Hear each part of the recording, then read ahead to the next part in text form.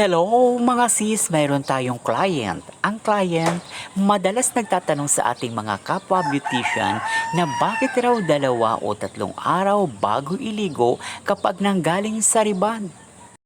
At bago ko sagutin ang mga katanungan na yan, naway tapusin niyo muna ang aking pagbibideo para sa ganon mayroon kayong matutunan sa aking pagre-riban. Napansin nyo ba mga sis, meron tayong client, tingnan ninyo ang buhok. Matagal ko nang niriban to, subalit straight pa rin yung pinakang laylayan at tingnan nyo naman, matagal ko na itong nairiban after 1 year. So ngayon, iriribad kong muli ang ating client para sa ganon gumanda at maging malambot ang hair ng ating client. Sa unang application, dito tayo lagi nagsisimula doon sa pinakang kulot.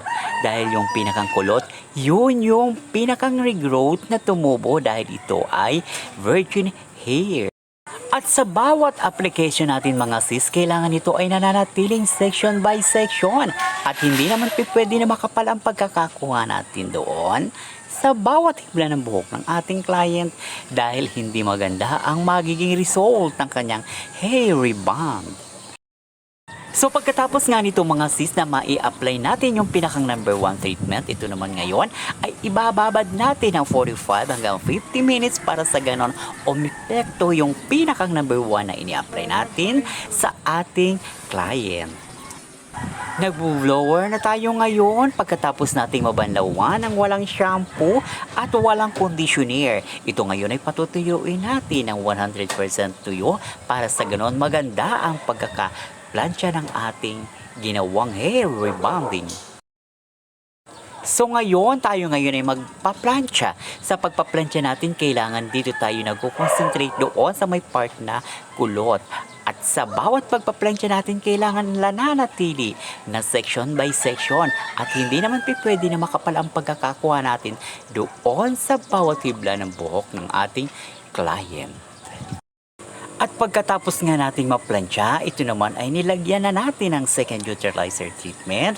At pagkatapos naman ito, ibababad natin ng 45 minutes para sa ganon umepekto yung pinakang number 1 na ini-apply natin dito sa ating client.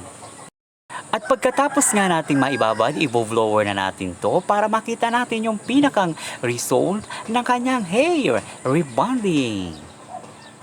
So ngayon, heto na ang result ng kanyang hair rebonding.